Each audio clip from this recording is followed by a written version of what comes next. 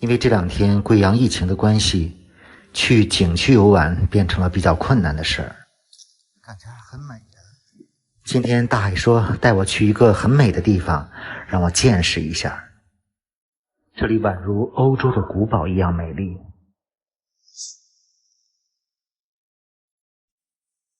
哦，真漂亮哎！原来这里竟是建在贵阳红枫湖畔的一个废弃别墅群。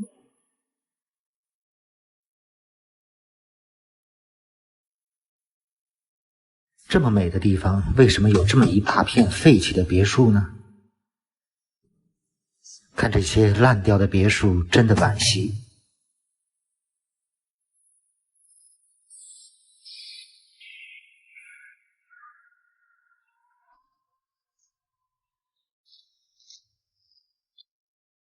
这里是贵阳市红枫湖畔的兴隆半岛，名字就非常美，红枫湖。这里离平坝的万木樱花园也不远，但今天不是来看樱花的，是来看这里美丽的别墅的。哇，树！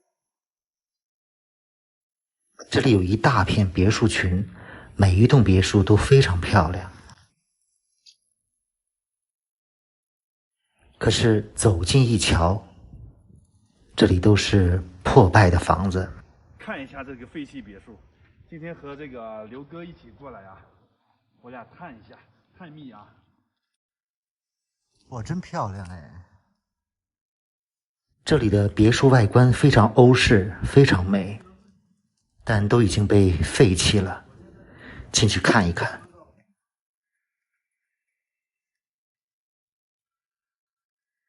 这个别墅面积很大，顶上的吊灯。今天我和刘哥过来了，感觉是个3楼，感觉有3楼的别墅。别墅外墙爬满了藤蔓，显得很有历史感。这是另一栋别墅，装修的还挺好啊，地上还铺的地毯。都给塌了吧？看这里面好空旷啊，然后这里是一个吧台。天哪！哇，看看这个房顶，稀巴烂了，阴森恐怖啊！今天还下点小雨，看看窗外的景色吧。去里面的卧室看一看。大海说上次自己一个人过来都不敢进来，会有人吗？据说这里曾经是贵阳最美的别墅，这里的空气非常清新，环境确实很美。每一个造型独特的别墅掩映在树林之间。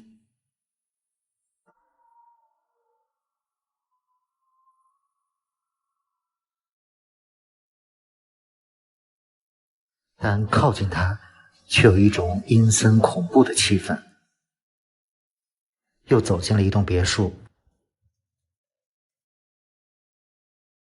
里面被拆得七零八落的。塌了，饮水机。从外面看，俨然这里像是一个景区。别墅就建在这个兴隆半岛之上，前面就是红枫湖。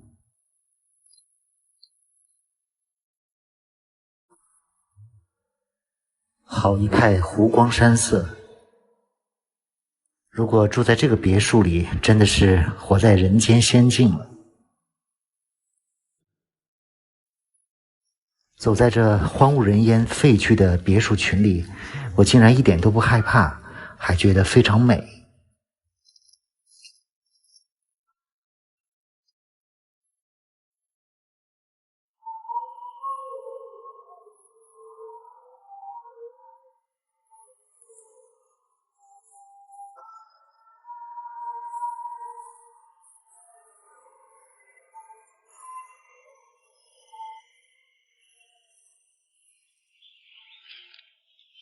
看到这些如古堡般的别墅，又想进去探个究竟。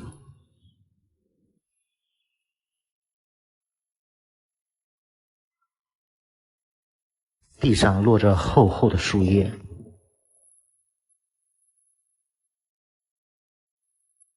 这是 B2 栋。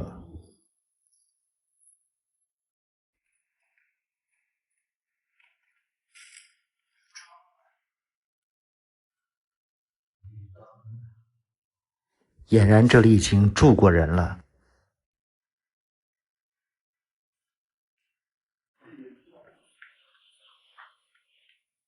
去看看楼上。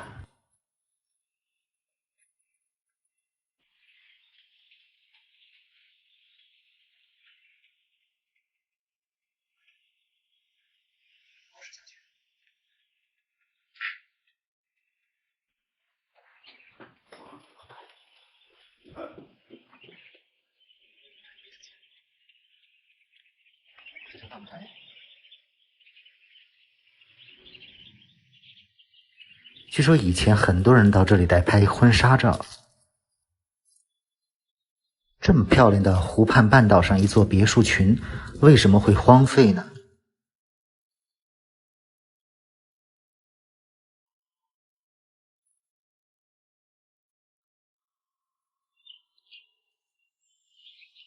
很多别墅的墙上爬满了绿藤青苔，非常像童话中的小木屋。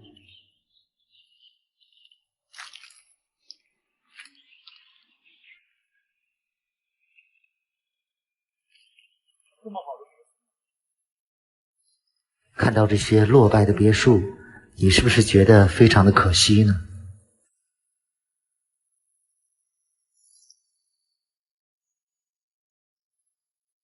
前面的湖边还有一座建筑，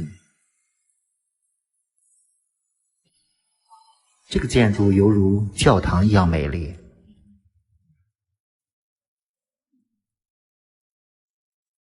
建筑紧邻湖边，非常美的风景。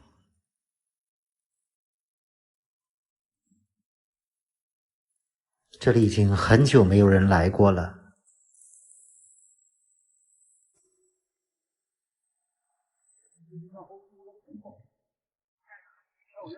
大海仿佛像导游一样，在这里讲述着每一个别墅的故事。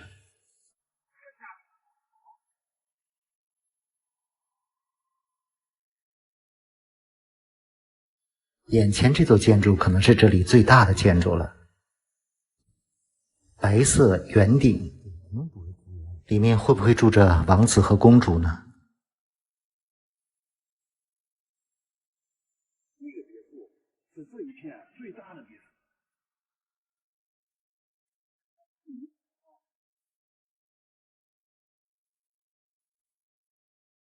猜一猜这个建筑是做什么用的？这里位置绝佳，旁边就是红枫湖。为什么这些别墅和建筑被废弃呢？你能猜得出来吗？难道是怕污染这里的环境，还是因为开发商的原因成为了烂尾楼？无论怎样，想起来都非常可惜。进这个楼里看一看。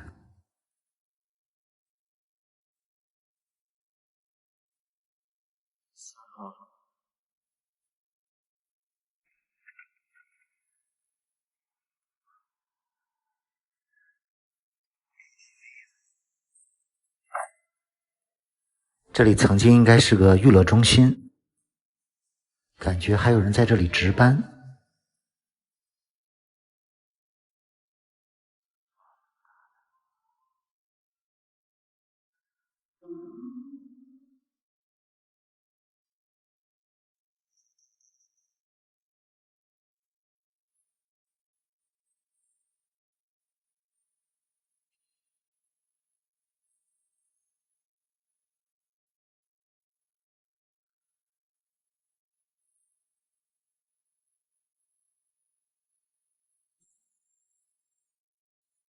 很显然，这里以前曾经营业过。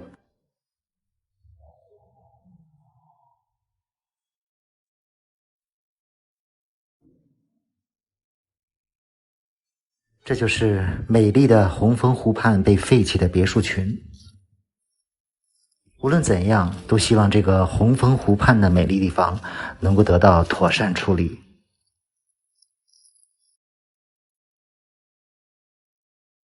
这里是最近2年贵阳的一个打卡地，有人称它为贵阳的小故宫。其实这里是贵阳的西普陀寺，可能因为这里能拍出宫廷风格的照片吧。在它的旁边是贵阳4A 级景区泉湖公园。今天带大家打卡这2个地方。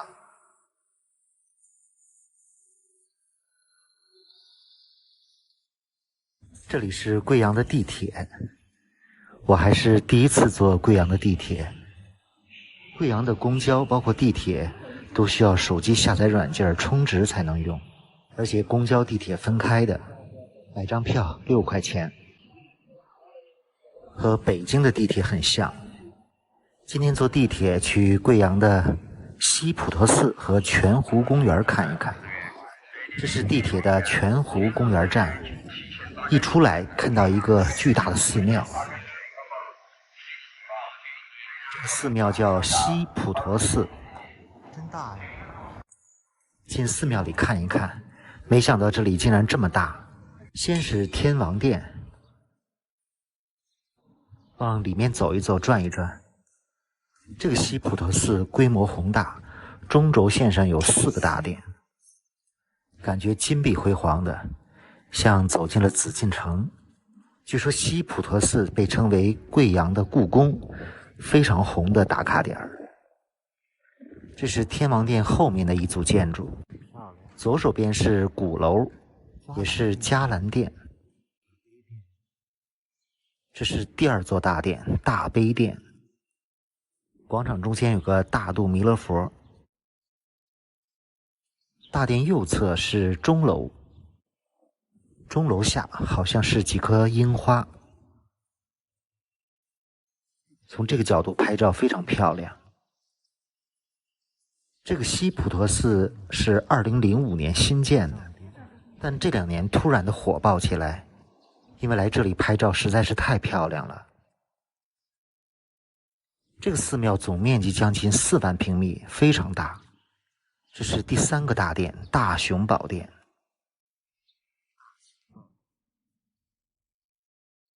据说普陀寺的前身是白云寺，有300多年的历史。不过现在这个位置的西普陀寺应该跟白云寺没什么太大关系了。在这个新址建的西普陀寺规模太大了。这是第4个大殿，卧佛殿。遵照规矩，大殿内都是不能拍照的。殿外有一群人在表演舞蹈。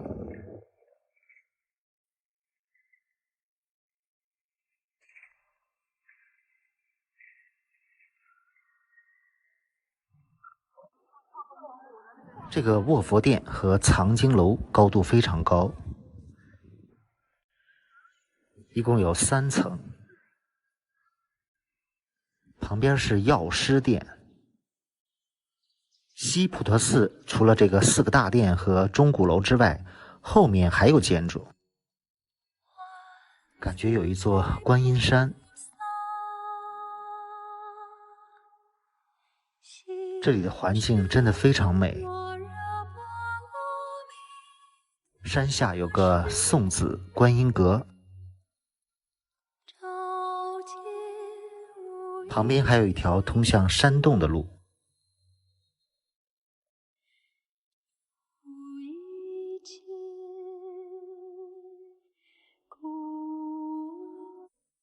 上去看一看。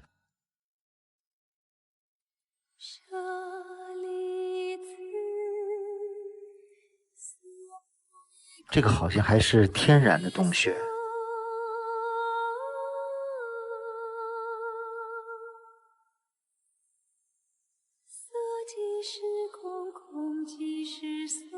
里面也供奉着一些佛像。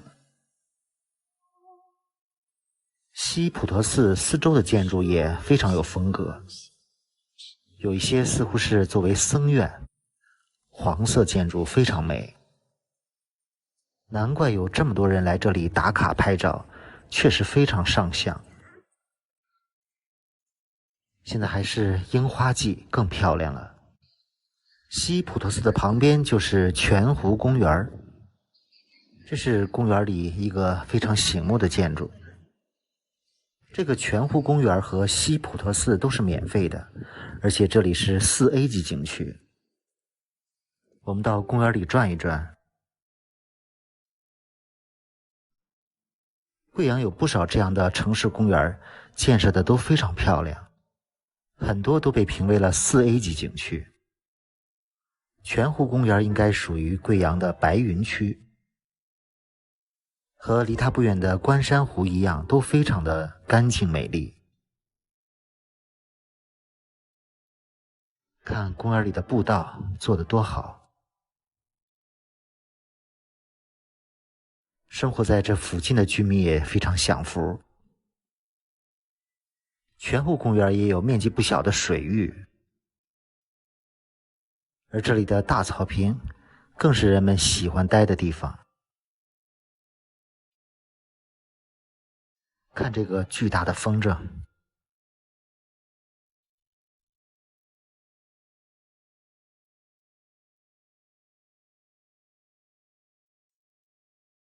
很多都是全家出动，在这里休闲娱乐。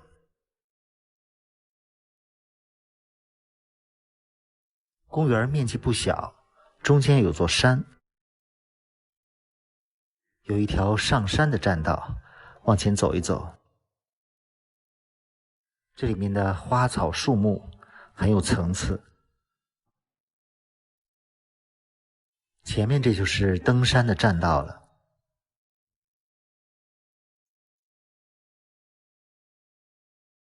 山看上去不高，登上去看看什么样子。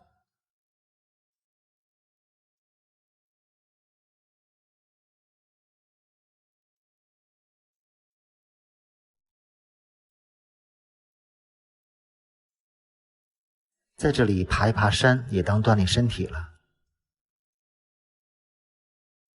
看着山上的树，还五颜六色的。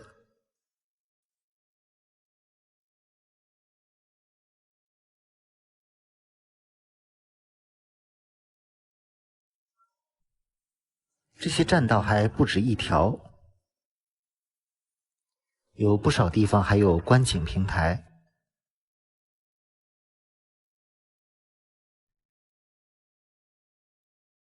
附近的居民区，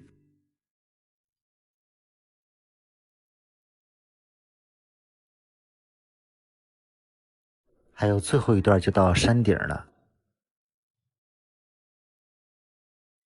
前面就是山顶了。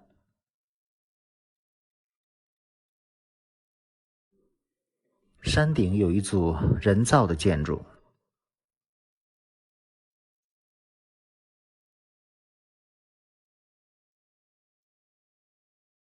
还有一个大圆镜。从山顶望向整个泉湖公园，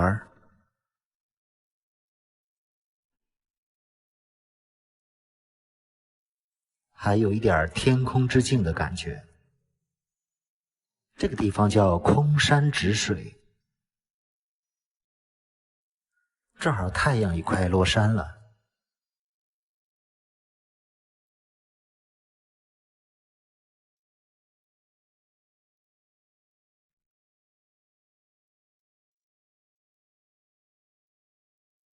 不过虽然可以看到日落，但是景色比较一般。准备下山了。这个建筑叫云楼。泉湖公园的门口有个商业区繁华里，这片建筑也很有特色，有很多的餐馆、娱乐中心。准备在这里吃点东西，还是来个汉堡王吧。这里的餐厅环境都不错。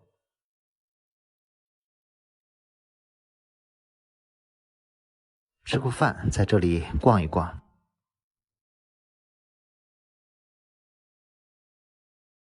这边晚上的夜景也不错，有机会可以来西普陀寺和泉湖公园转一转。贵州有一个如世外桃源般的地方——格凸河，那里你可以遇到身怀绝技的蜘蛛人，他们能在高达100米的悬崖峭壁上不要任何保护徒手攀爬。为了看到这神秘的蜘蛛人，我来到了格凸河。这里山清水秀，知道的人并不多，但宛如世外桃源。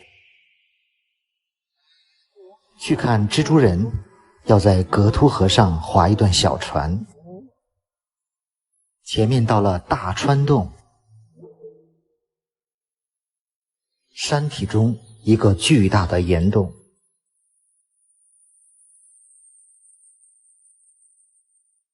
里面还有一个望天洞，透出神秘的光线。峭壁上有一个悬空栈道，从这里进入洞中。这个洞高达100多米。我要在这里等待蜘蛛人的到来。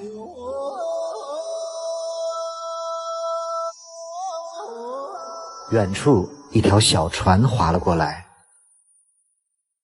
这个人就是蜘蛛人，他们世代相传了一个绝技，就是掌握了在悬崖上安置悬棺或者掏取燕窝的特殊技能。他们在悬崖峭壁上攀爬，不要任何保护措施，轻松行走于高山、绝壁和岩洞之间，也成为了世界唯一的中国独有的绝壁舞者蜘蛛人。但这个技能实在是太难了，目前流传下来掌握这个技能的仅有6个人。让我们屏住呼吸，看一看这蜘蛛人的表演。这个洞中近乎垂直的峭壁高达100多米，蜘蛛人不用任何的保护措施。这个人看上去已经有40、50岁了，真的为他捏把汗。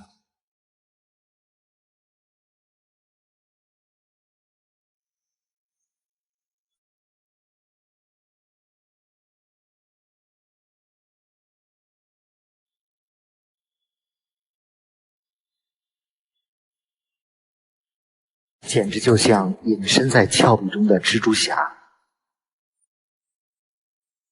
拉近看一看，还要再拉近。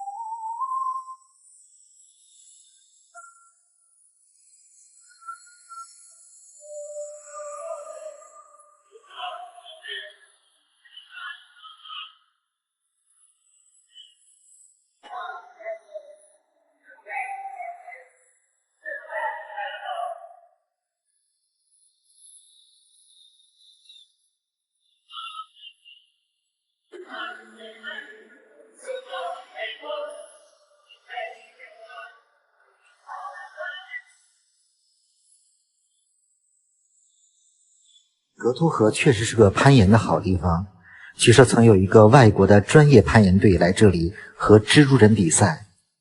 当几个老外还在整理装备的时候，我们的蜘蛛人已经爬上了崖顶。这个表演是非常危险的，因为不带任何保护措施，保险公司也不会给保险。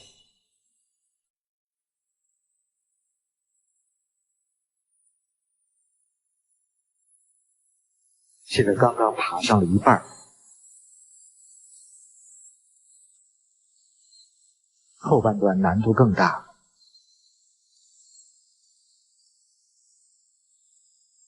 这位蜘蛛人要爬到上面的红旗上，真的是100米的绝壁，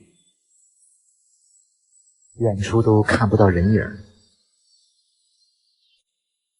必须不断的拉近，再拉近才可以看清。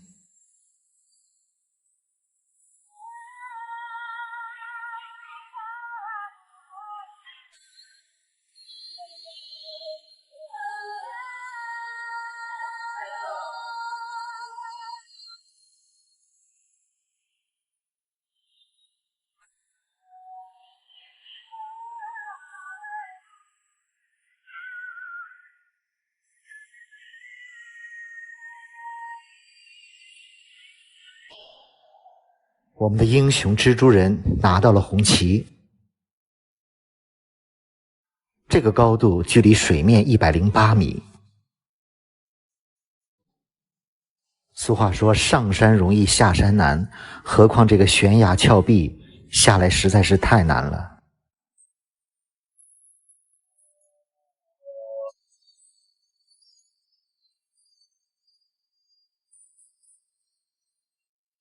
这个悬崖蜘蛛人比雪山飞狐不差吧？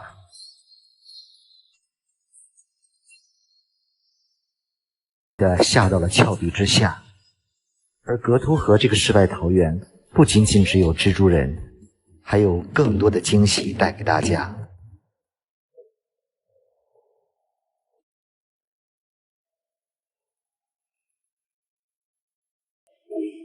三阳开泰。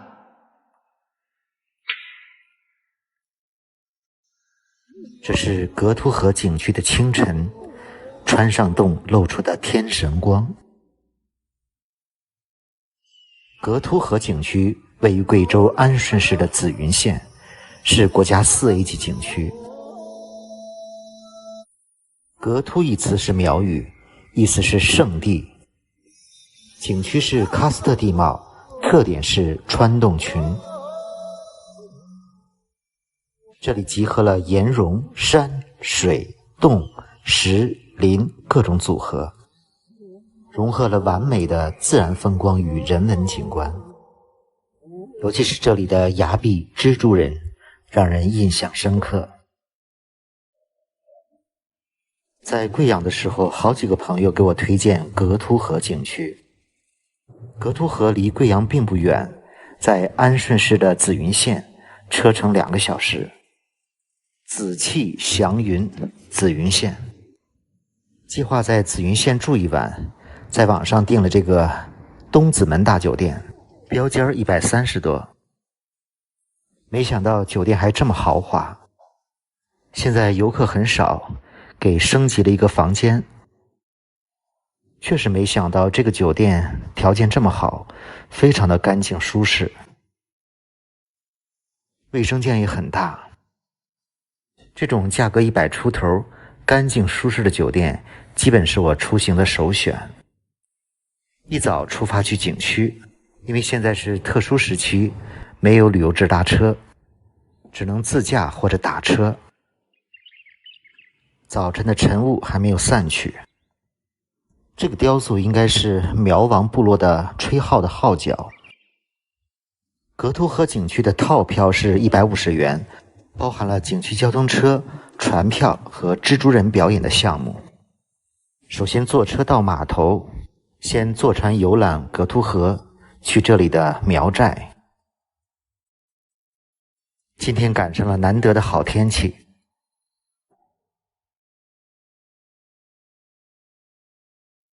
游船在格图河上，像是在画中游。在格图河两岸的万丈悬崖绝壁上，有很多的苗人悬棺。前面这座峭壁上就有悬棺。洞葬和崖葬是苗族人的远古习俗，至今在紫云县的部分村寨还有保留。看山上的洞穴，里面就是悬棺。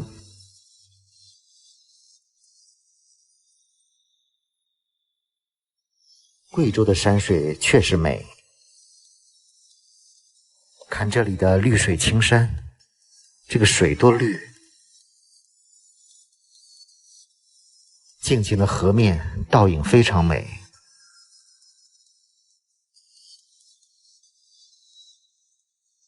在前面的河流深处有一处苗寨，叫大河苗寨。准备到那个村子里走一走。这处苗寨生活着56户人家。远处凸起的山叫苗王涧，像剑的形状。这个大河苗寨依山傍水，非常美。还有油菜花。在村子的南边有一个天赐湖，感觉这只村里的小狗一直在带路。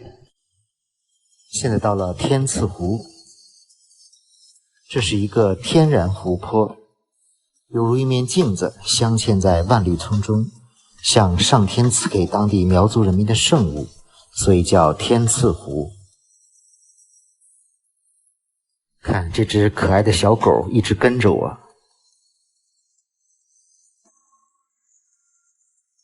多美的一幅画面。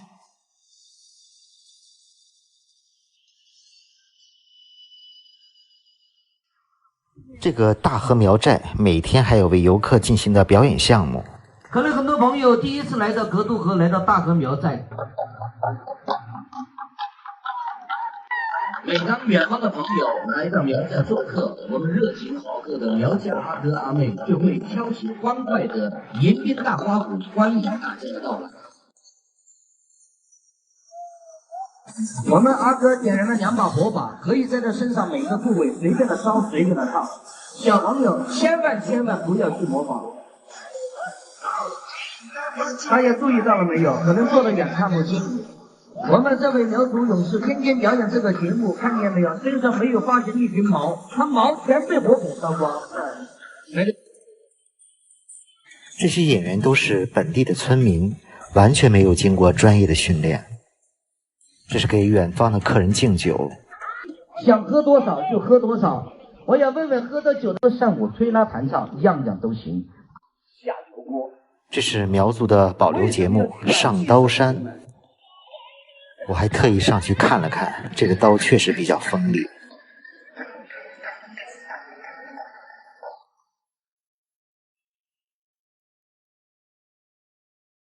这上刀山的速度真的快。随风飘逸，浩化新生。整个苗寨的表演大概半个小时，虽然只有几个游客，但是演员还是非常认真的。接下来我们要坐船去川洞群。现在开放的格图河景区基本可以看到9大景点，其中4个是川洞。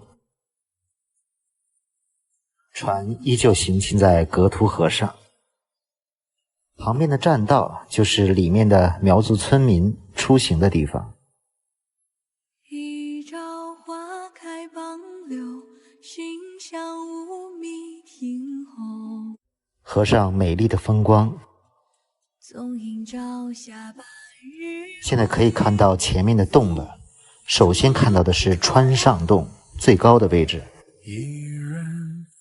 在它的下面有2个洞，左边是祈福洞，右边是大川洞，也叫燕子洞。这3个洞也恰巧组成了一个汉字凸字。下船开始爬山进洞，从半山腰看下面的格图河。是马沙村酒，是万州猎人，却道海棠依旧。知否？知否？青石绿肥红瘦。马上到前面的第一个洞了，祈福洞。这个祈福洞以前叫藏官洞，据说当年的亚鲁王氏家族葬于此洞。苗族人不信佛，只信祖先，为了向祖先祈福，就在此洞门口摆了5架鼓。架鼓对应的5个字是福、禄、寿、喜、财。三阳开泰。从祈福洞继续往上，上面是川上洞，往上爬还是有点累的，高度200多米。川上洞，这个镜头特别漂亮。这是景区的工作人员在帮我拍照。川上洞，已经到了洞沟。这个川上洞位置最高，洞高是50米，宽70米，长137米。洞内景观奇特，而且这里非常受各国的攀岩爱好者喜欢。这些绝壁上可以看到很多攀岩爱好者留下的足迹。穿过川上洞，前面还有个回音谷。因为2点钟有蜘蛛人的表演，所以准备返回了。景区里有很多竹子，特别是有一种奇特的方竹。现在回到了码头，准备乘船前往大川洞。船再往前开就是大川洞了。大川洞是格凸河上最大的一个洞，洞口高116米，宽25米，进深长270米，呈一个拱形门的形状。这是大自然数万年雕琢出来的旷世杰作，因为里面曾经有很多的燕子，所以也被称为燕子洞。崖壁一边是栈道，在这里每天定时定点上演蜘蛛人的表演。这个蜘蛛人的表演是格凸河景区最精彩的一个项目。这里的蜘蛛人都是世代相传的，他们主要的工作是安置悬棺或者掏取燕窝。他们能在高达100米的悬崖峭壁上不要任何保护，徒手攀爬，轻松行走于高山、绝壁和溶洞之间，成为世界唯一、中国独有的绝壁舞者蜘蛛人。目前仅有6位传人，其中1人是女性。蜘蛛人的表演项目含在套票的费用中，如果不买套票，单独购买蜘蛛人表演大概是50元。现在蜘蛛人划着小船来到了洞内峭壁之下，这个洞的高度120多米，蜘蛛人要爬到108米处，不借助任何保护措施，爬上去再原路返回。再来欣赏一下这惊心动魄的蜘蛛人表演。昨天很多看过蜘蛛人表演的人问，这个蜘蛛人徒手冒着生命危险爬上去做什么？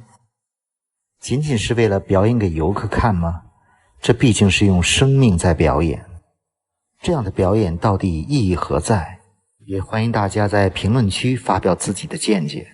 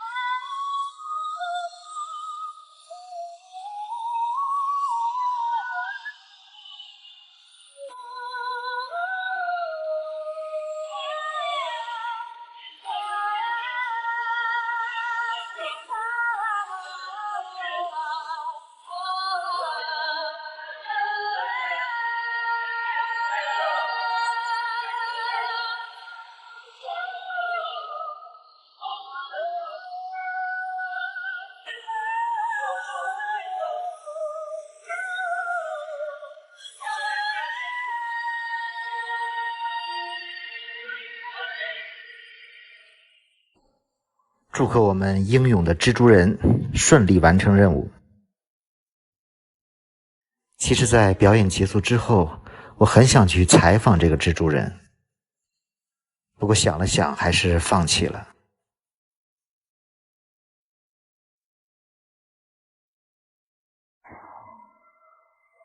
贵阳有个千园之城的称号，整个城市大大小小的公园超过了1000个。春天的贵阳开满了鲜花。在贵阳市区就有很多的公园是4A 景区。今天去喀斯特公园看一看，这个公园也叫石林公园。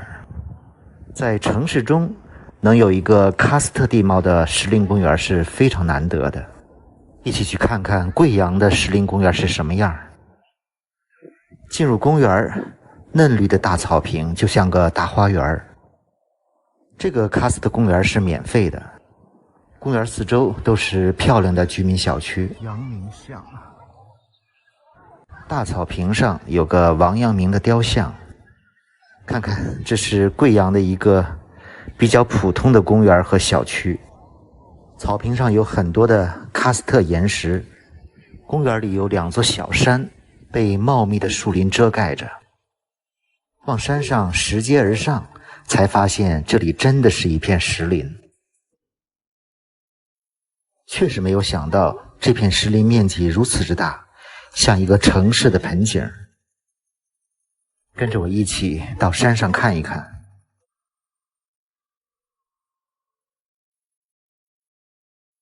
这绝对是纯天然的石林，有些石块上长满了青苔。今天幸亏是个大晴天，有不少的游客。如果是阴天，一个人来这里玩，还有一些瘆得慌。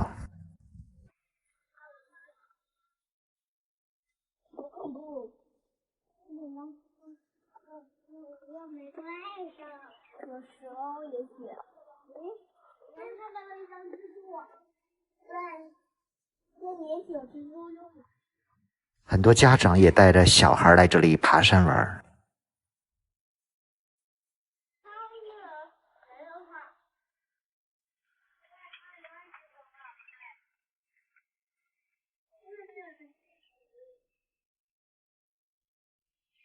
这片石林确实还比较漂亮，在这里还比较容易迷路，找不到方向。如果真的有前世，前世我是谁？如果真的有来生，来生谁是我？这一飘一忘，是否能就此快活？那又为何刻骨的相思写入魂魄？确实可以称为石林公园。如果真的能从头我守候，如果真的没以后谁渡我？这一句奈何，是否道尽了难过？谁让我生生飞蛾，注定世事和其他去过的石林公园相比，感觉这里景观更丰富，更像是一个大盆景。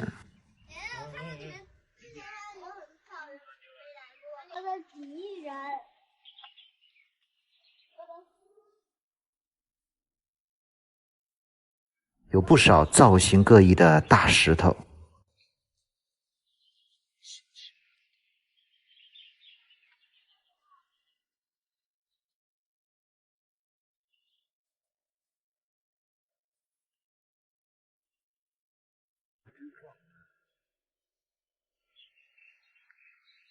山顶上基本没有游客了。一般这种时候可以来一个自拍。的有前世，前世我是谁？如果真的有来生，来生谁是我？这一飘一忘，是否能就此快活？那又为何刻骨的相思写入魂魄？喀斯特公园里有2座小山，分别叫做南石林和北石林。公园中间是这个大草坪，很多人在这里休息玩耍，感觉空气都特别的好。另一边就是北石林，也上去看一看。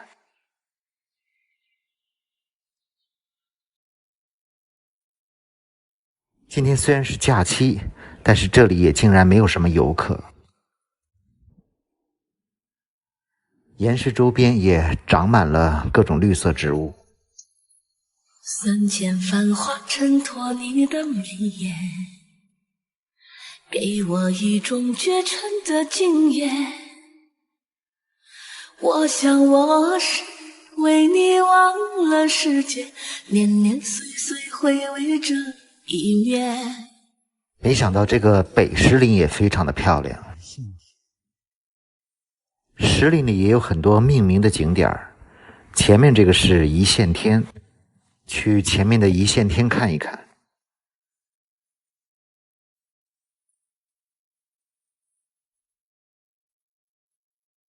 确实很窄。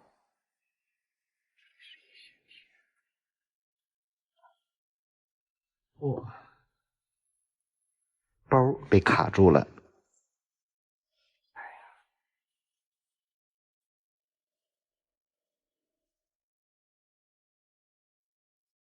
这种公园竟然是免费的，确实很棒。其实这几天有很多网友给我推荐了好多贵阳的公园，确实贵阳的公园太多了。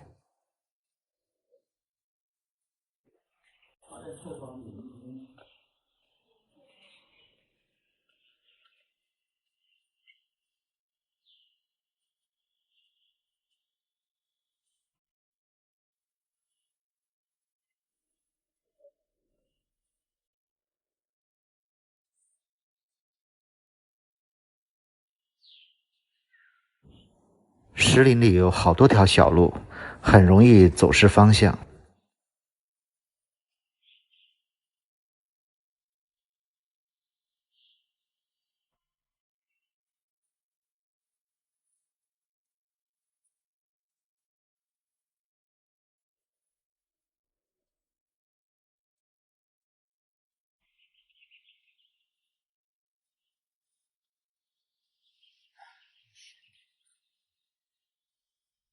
这个北石林的一线天景色不错。从北石林下山有好几条小路。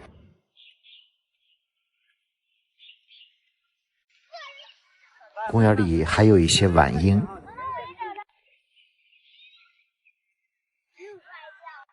看这公园边上的小区，住这边也是很幸福的。感觉整个贵阳就是一个山水公园，街上的樱花大道。又来到了这个月山湖公园。贵阳很多的公园和住宅小区结合得非常好。这个月山湖公园就有好几个小区，也非常的高档。假期里来这里游玩的人更多一些。这个月山湖公园面积感觉很大，顺着湖边准备走一走。有时间来这里跑步散步确实很惬意。月山湖算是一个湿地公园，有大片的水域。这里的湖叫月湖，应该和旁边的水库相连。很多人携家带口在这里休息，甚至野餐。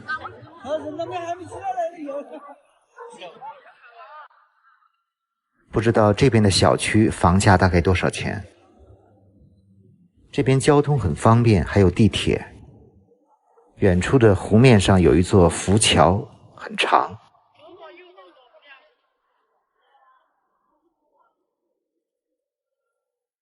红色的步道。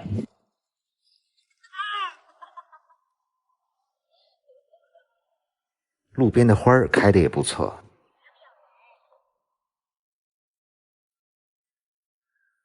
据说贵阳是个避暑的地方，夏天非常的舒服。看湖的另一边，草坪上全是休息的人，还有不少放风筝的。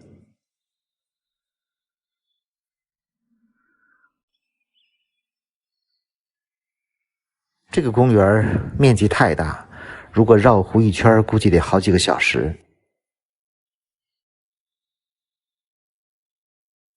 看整个湖面的倒影，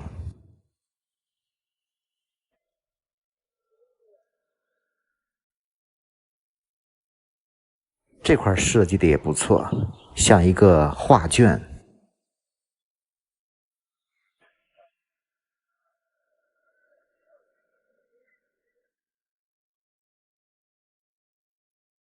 这个免费的休闲公园品质也相当不错，有大片的草地、草坡。今天又带大家看了2个贵阳的公园，尤其是第一个喀斯特公园，在全国范围内都算是一个非常特别的城市公园。在贵阳也拍了10几个公园了，明天准备去毕节看杜鹃去了。已经等了10几天的毕节百里杜鹃，不知道现在开得如何了。请继续关注我的毕节百里杜鹃4日游。这里就是被称为天下第一洞的贵州织金洞。织金洞是贵州唯一的世界地质公园。如果用3个字来形容织金洞，就是大、奇、全。曾有人形容黄山归来不看月，织金洞外无洞天。如果真的能从头我守候，如果真的没以后今天就带大家走一走这个天下第一洞的织金洞。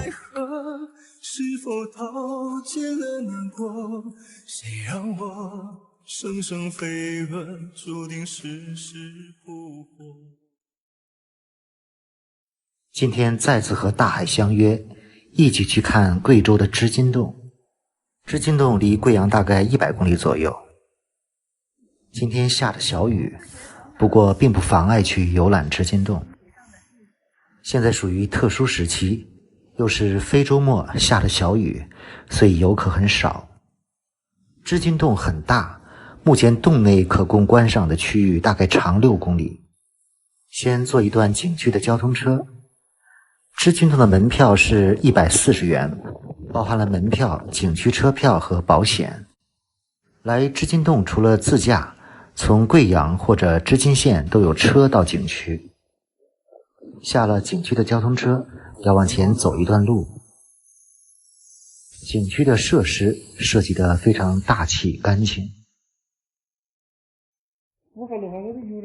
这是到洞口前的一段路，岩石上有很多石刻。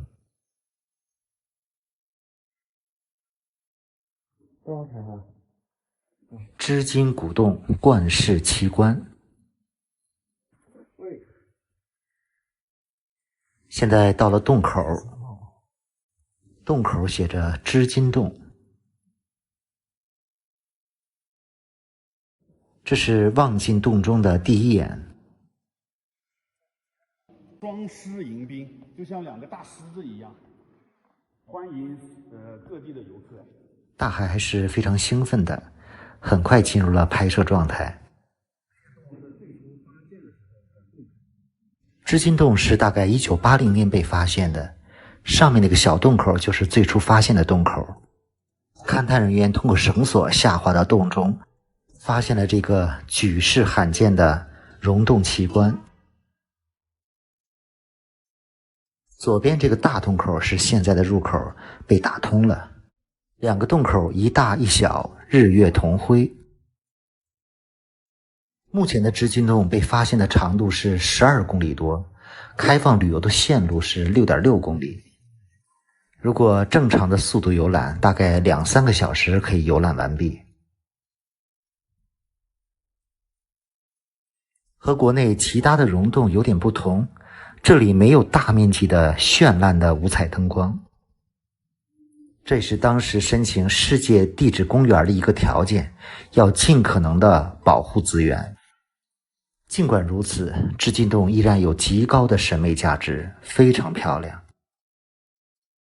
这个巨大的钟乳石柱形似世界杯的大力神杯。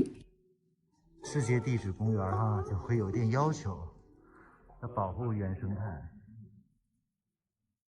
织金洞的大体现在它的空间和景观规模宏大。洞中两壁高宽处为175米，相对高差150米，一般的高宽都在60到100米之间。里面有大小厅堂47个，其中上万平方米的厅堂就有5个。在洞中的感觉就是这个洞太大了。前面有一个钟乳石，形状奇特，看一看像什么？这个钟乳石叫倒挂琵琶。织金洞的第二个特点就是奇，这个奇指的是景物和空间造型奇特，有非常高的审美价值。据说当时在评选世界地质公园时，很多科学家来到这里，从奇特度、审美度方面，给了织金洞很多厅堂和景物评了满分。在这里面的灯光突然给灭了，怎么办？我这就地卧的啊，吓死了就。很像，对，后面还有小虎，这一堆老虎，猛虎下山。你怎么看不到老虎？对你也能想象成骆驼。哎，说狮子的也行。拍了吧。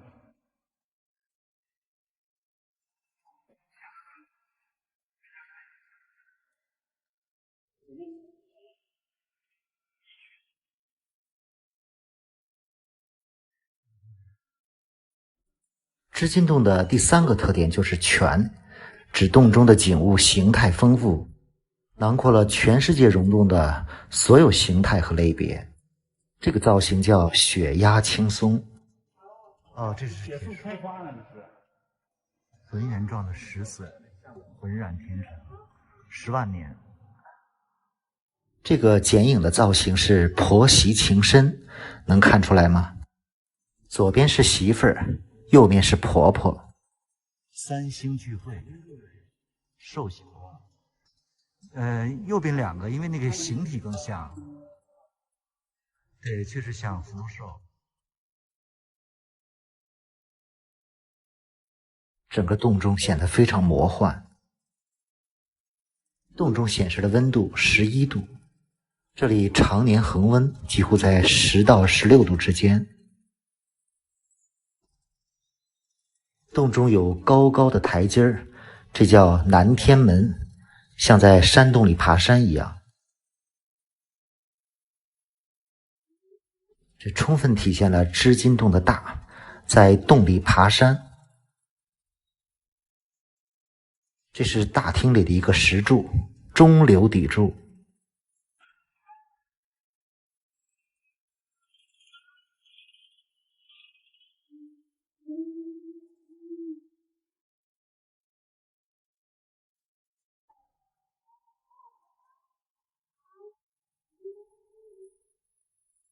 还要继续爬山。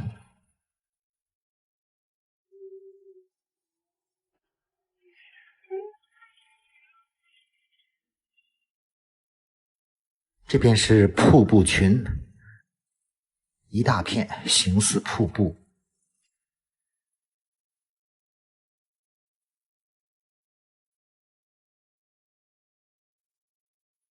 眼前这根细细的柱子叫擎天一柱，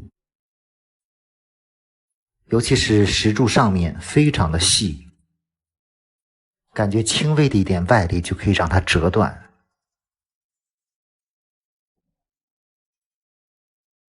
现在来到了织金三宝的第一宝霸王盔，这也是织金洞出镜率最高的一个钟乳石，很像西楚霸王头上的头盔，被打上了金黄色的灯光。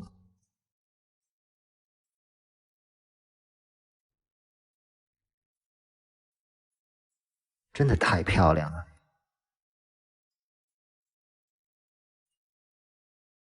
很多人都是看到这幅图片来到了织金洞。往前走，现在来到了广寒宫。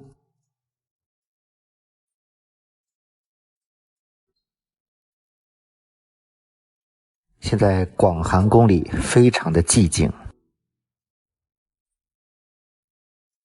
一起来找一找嫦娥在哪里。嫦娥就在前面，找到了吗？很小，我手指的这部分。这个嫦娥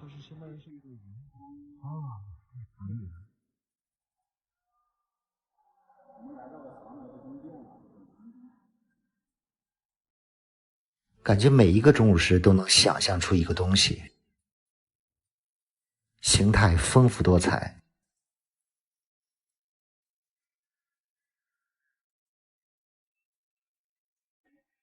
江山多娇，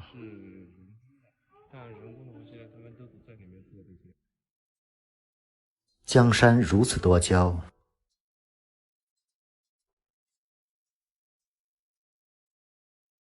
现在看到的又是织金洞的三宝之一，第二宝灵芝山。这个灵芝山贵在形态奇特，在其他的溶洞中是找不到这种形态的，难以想象怎么会低成这样的形状。这个剪影形状的是如来佛，如来佛下面这个石柱的剪影更奇怪了，像是李时珍背着个草药筐上山采药。哇，太像了。上边最上好光滑，如来佛。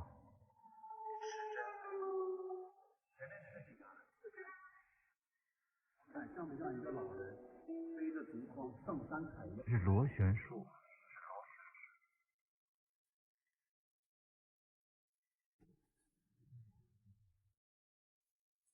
确实是所有看过的溶洞里造型最奇特的。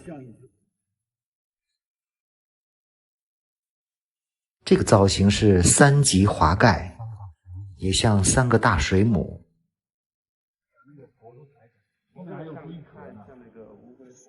真是大自然的鬼斧神工。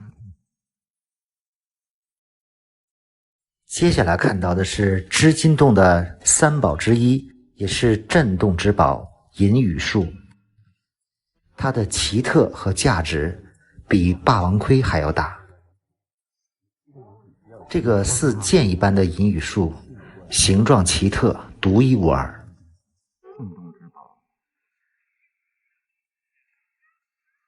生长条件非常苛刻，所以是织金洞独有的。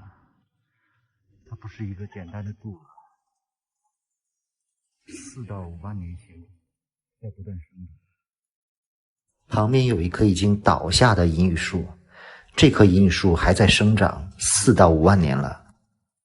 也许若干年后它也会倒塌。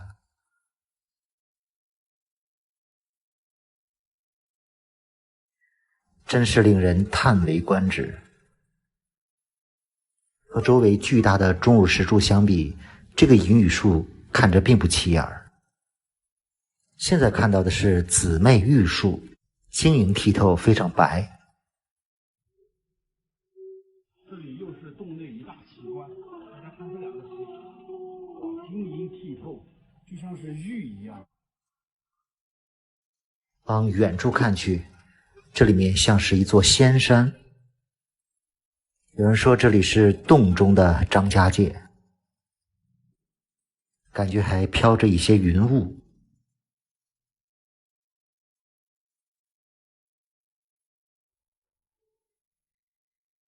这真的是神仙待的地方啊！这又是一个奇特景观，掌上明珠，四周感觉都是要随时抢夺的强盗。确实很奇特，在一个破碎的石笋中重新长出了一个石柱。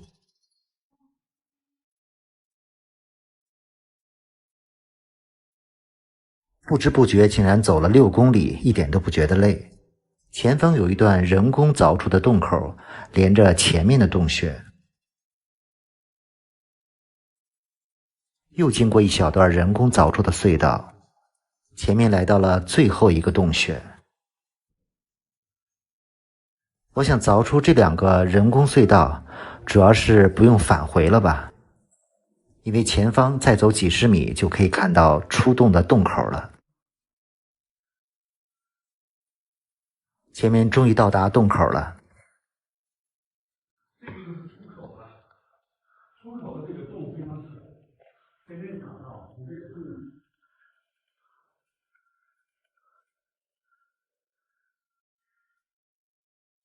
游览了2个多小时，完成了今天的织金洞之旅。确实是不虚此行，织金洞不愧为天下第一洞。